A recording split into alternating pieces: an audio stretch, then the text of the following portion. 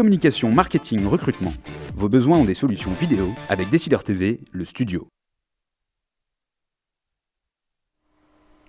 Bonjour à tous et bienvenue dans notre duplex bourse du mercredi 8 janvier 2014. On se connecte tout de suite avec la salle des marchés de Bourse Direct et notre expert Romain Debré. Bonjour Romain. Bonjour Nicolas. Alors hier, la Bourse de Paris a clôturé en hausse, portée notamment par les valeurs bancaires. Quant à aujourd'hui, divers indicateurs économiques sont attendus, notamment les minutes de la Fed, mais également la publication du rapport sur l'emploi dans le secteur privé aux États-Unis. Pouvez-vous nous en dire un peu plus ? Oui, tout à fait. Effectivement, le CAC 40 avait terminé en hausse hier. New York aussi a terminé positif. Ce matin, on avait même commencé la séance dans le vert, en plus en hausse de 0,2% environ. Et maintenant, on est en légère baisse. Rien de surprenant, effectivement, avant les échéances que vous annonciez précédemment.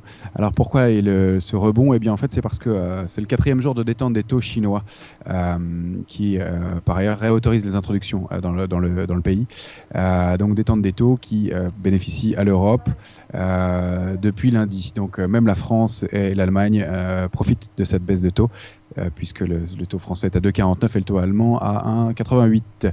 Et puis bien le moteur pour cette baisse de taux aussi, c'est le fait que l'Irlande, qui est maintenant sortie des contraintes du plan d'aide de l'Union européenne, revient tester le marché obligataire avec succès puisqu'elle a émis 3,75 milliards d'euros d'obligations à 3,54% et la demande était de 4 fois supérieure. Donc vous voyez qu'elle a été très bien accueillie. On peut dire aussi que le taux de chômage de la zone euro est sorti ce matin en fin de matinée à 12,10%, donc comme attendu. Voilà pour le point sur le marché à l'instant. Merci beaucoup Romain. Alors dans ce contexte, quels sont les supports et résistances à surveiller aujourd'hui ? Alors la tendance restera positive au-dessus de 4240 points, c'est le cas pour l'instant. Les points à surveiller à la hausse, c'est 4270 points, c'est précisément la zone qu'on est allé tester ce matin, avant de corriger un petit peu. Derrière, on pourrait espérer rejoindre 4292 et pourquoi pas 4310 points. Et puis derrière, 4390. A contrario, si on franchissait la zone des 4240, on pourrait revenir rapidement sur 4224, 218. Cette zone-là qui est la moyenne mobile en base 8 heures. Et puis derrière, 4193 et 188, zone importante. Et puis si on la franchissait, là, ce serait beaucoup plus dangereux. On pourrait revenir sur 4165, 160. Et derrière, les supports seraient vraiment plus bas. Alors on va maintenant s'intéresser aux valeurs. Je crois que 2 valeurs ont retenu votre attention aujourd'hui. Il s'agit de Air France et Ubisoft. Oui, tout à fait. 2 valeurs qui sont en forte progression ce matin.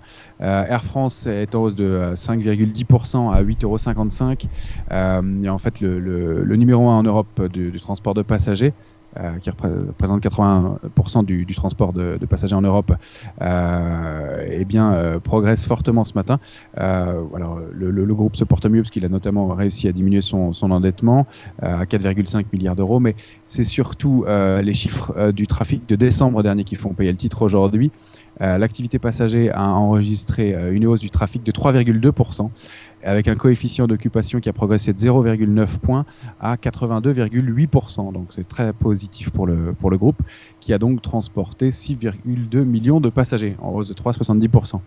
Alors attention en revanche un petit peu à l'activité cargo, qui a enregistré une baisse du trafic de 3,70% et un coefficient de remplissage qui recule un peu d'1,5 point à 65,3%. On sait que c'est un peu le talon d'Achille d'Air France. Et puis il y avait effectivement Ubisoft. Ubisoft, c'est une nouvelle qui fera plaisir aux amateurs de jeux vidéo. Elle est en hausse de 6,24% à 10,90 €. En fait, le 3e éditeur mondial indépendant de jeux vidéo, qui a notamment créé Assassin's Creed ou Splinter Cell, bénéficie de plusieurs actualités favorables pour le secteur. D'une part, la Chine, après 14 ans d'interdiction, autorise à nouveau la commercialisation de consoles de jeux. Donc évidemment, c'est un marché colossal qui s'ouvre pour le groupe. Et puis d'autre part, Sony annonce un record de vente de sa nouvelle PS4, 4,2 millions d'exemplaires vendus au 28 décembre dernier. Elle a annoncé ça lors du fameux salon de Las Vegas. Donc évidemment, Ubisoft bénéficie de cette belle ouverture de marché et progression des ventes. Voilà, donc un titre qui se porte manifestement très bien aujourd'hui. Et on se tourne pour finir vers Wall Street, qui a également clôturé en hausse hier. On le disait tout à l'heure, de grands rendez-vous macroéconomiques sont attendus, mais également la saison des résultats qui va commencer demain. À quoi peut-on donc s'attendre à l'ouverture cet après-midi ?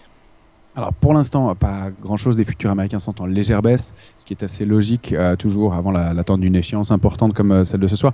La situation de l'emploi privé, évidemment, est un indicateur fondamental aujourd'hui, mais c'est surtout, comme vous le disiez, les minutes de la Fed qui vont avoir lieu vers 20h, qui orienteront le marché. Donc il n'est pas étonnant que le marché n'ait pas beaucoup de relais pour l'instant, qu'on a été touché des points hauts ce matin et qu'on soit un peu attentiste pour le moment. Merci beaucoup Romain pour toutes ces précisions. On se retrouve demain pour un nouveau duplex. En attendant, très bonne séance à tous et à demain. Merci Nicolas, très bonne journée.